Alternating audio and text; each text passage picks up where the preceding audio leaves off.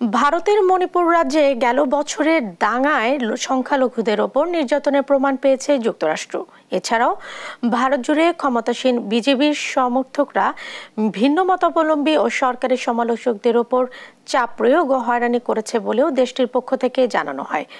ভারতে চলমান লোকসভা নির্বাচনের মধ্যেই সোমবার দেশটির মানবাধিকার পরিস্থিতি নিয়ে বার্ষিক মূল্যায়ন প্রতিবেদন প্রকাশ করেছে যুক্তরাষ্ট্র।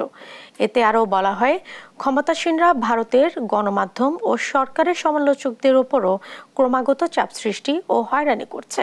বিস্তারিত অনেক কর্মকারের ডেস্ক রিপোর্টে। ভারত জুড়ে বইছে নির্বাচনী হাওয়া। এরই মধ্যে সম্পন্ন হয়েছে প্রথম পর্বের ভোট গ্রহণ। আগামী ২৬ এপ্রিল দ্বিতীয় দফার ভোট সামনে রেখে রাজ্যে রাজ্যে চলছে জোর প্রচারণা। তবে এর মধ্যেই ভারতের মুসলমানদের নিয়ে করা প্রধানমন্ত্রী নরেন্দ্র মোদীর সাম্প্রতিক এক বক্তব্যে গোটা ভারতে বইছে বিতর্কের ঝড়। তীব্র সমালোচনায় মুখর বিরোধীরা। সম্প্রতি রাজস্থানে এক নির্বাচনী জনসভায় মোদী বলেন, কংগ্রেস ক্ষমতায় এলে দেশের জনগণের অর্থ সম্পত্তি এমনকি সোনাদানা মুসলিম অনুপ্রবেশকারীদের মধ্যে বিলিয়ে দেয়া হবে। মোদীর এমন বক্তব্যে দলের ভেতরে বাইরে বেশ চাপের মুখে রয়েছে গেরুয়া শিবির। आपकी मेहनत की कमाई का पैसा घुसपैठियों को दिया जाएगा?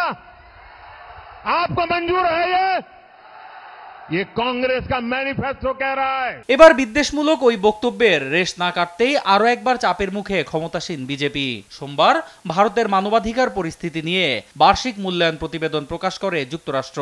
এতে ক্ষমতাসীনদের বিরুদ্ধে সংখ্যালঘু এবং ভিন্ন মতাবলম্বীদের নির্যাতনের অভিযোগ তোলা হয়। একই সঙ্গে গেল বছর মণিপুর রাজ্যে ভয়াবহ দাঙ্গায়ও সংখ্যালঘুদের ওপর নির্যাতনের প্রমাণ মিলেছে বলেও প্রতিবেদনে উল্লেখ করা হয়।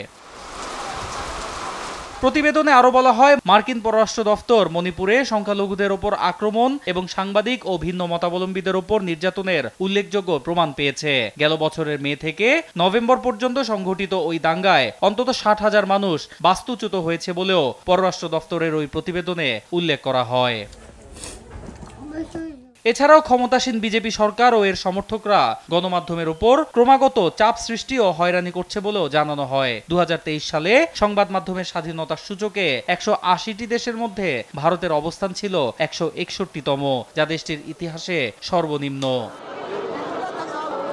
মার্কিন মূল্যায়নে আরো বলা হয়, ভারতে ধর্মীয় সংখ্যালঘুরা তাদের বিরুদ্ধে ভুল তথ্য ছড়িয়ে দাঙ্গা ও সহিংসতা বাঁধানো সহ নানা ধরনের অভিযোগ করেছেন। যদিও প্রথম থেকেই সংখ্যালঘুদের ওপর নির্যাতনের বিষয়টি অস্বীকার করে আসছে ক্ষমতাসীনরা। অন্যয় কর্মকার, নিউজ ডেস্ক, দেশ টিভি।